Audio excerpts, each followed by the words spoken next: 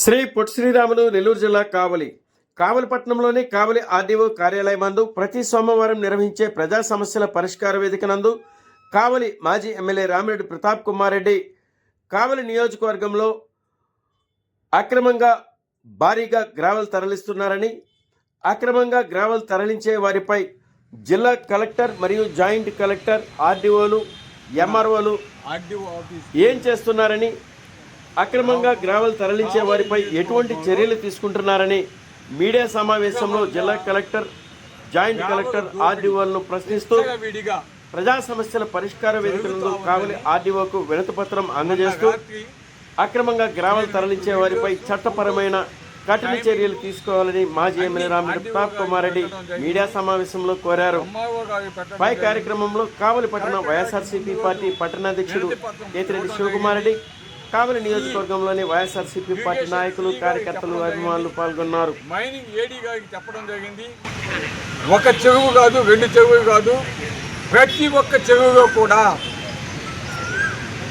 వందల కొద్ది టిప్పర్స్, అదేవిధంగా 200s జేసీపీలు పెట్టి అటు చెన్నైపాలెం చెరువు, ఇటు కావలి చెరువు, అటు తిప్ప, అదేవిధంగా ఈరోజు జగనన్న కాలనీలో కావలి ముసునూరు జగనన్న కాలనీతో వెనక వైపు ఉన్న గుంటలు ఇక్కడంతా కూడా ఈవెన్ ఇప్పుడు కూడా మట్టి ఎత్తుతా ఉన్నారు.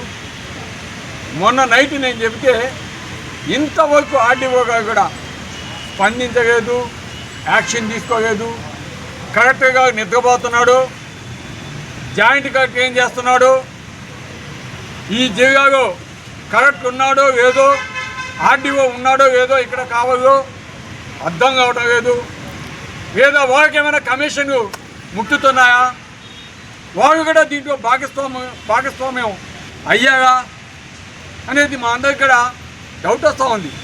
ఎందుకంటే ఎవరు అడిగినా కూడా కావలి నియోజకవర్గంలో ఈ విధంగా ఎత్తుతున్నారంటే దీని వెనక పెద్ద మనుషుల హస్తం. ఎవరయ్యా పెద్ద మనుషులు అని అడిగితే ఎమ్మెల్యే గారిని డైరెక్ట్గా చెప్తా ఉన్నారు, ఇంజనీరింగ్ విభాగం చెప్తా ఉంది, రెవెన్యూ డిపార్ట్మెంట్ చెప్తా ఉన్నారు.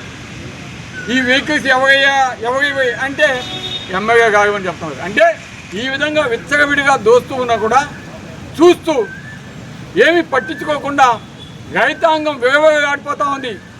చెరువుగా నీళ్లు ఎదిగేశారు, రెండో పంటకి నీళ్లు ఇవ్వకుండా తాగునీటికి ఇబ్బంది పడే విధంగా నీళ్లు లేకుండా ఈరోజు చెరువులో నీళ్లు ఎత్తేసి ఈ విధంగా గ్రామ దోపిడీ, మట్టి దోపిడీ చేస్తూ ఉంటే, వేవర్స్ తోగుతూ ఉంటే ఈ అధికారులు ఏం చేస్తున్నారు, ఈ విజిలెన్స్ అధికారులు ఏం చేస్తున్నారు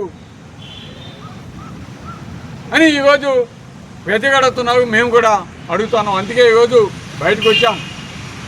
ఈరోజు చెప్తున్నాం, అధికారులుగా మీరు వీటి మీద చర్యలు తీసుకుంటారా ఏదో వైఎస్ఆర్ కాంగ్రెస్ పార్టీ స్పాట్కు పోతాం, అడ్డగిస్తాం, మా వెహికల్స్ అడ్డం పెడతాం, మేమంతా కూడా రోడ్డు బ్లాక్ చేస్తాం, ఏదో మీరు ఆపుతాగా ఏదో ఆలోచించుకోండి అని చెప్పేదానికి ఈరోజు గ్రీవెన్స్ డేకి వస్తే ఆర్డీఓ గారు చెప్తారు, నేను బిజీగా ఉన్నాను, నేను తీసుకోలేను, ఒంటికట కానీ రెండు కానీ.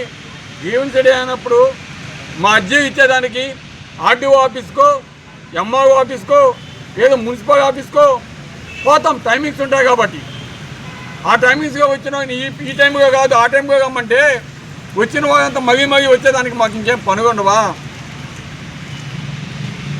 ఈ విధంగా అధికారులు ఇర్రెస్పాన్సిబిలిటీగా ఏ విధంగా ఉన్నారో అర్థమవుతోంది.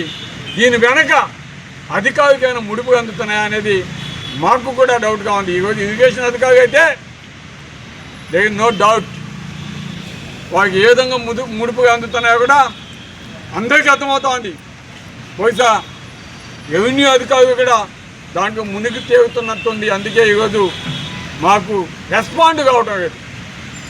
ఒక మాజీ ఎమ్మెల్యేగా మేము ఇక్కడికి వస్తే రెస్పాండ్ కాకుండా ఈ విధంగా ఎంత మాత్రం సబబని మేము అడుగుతా ఉన్నాం.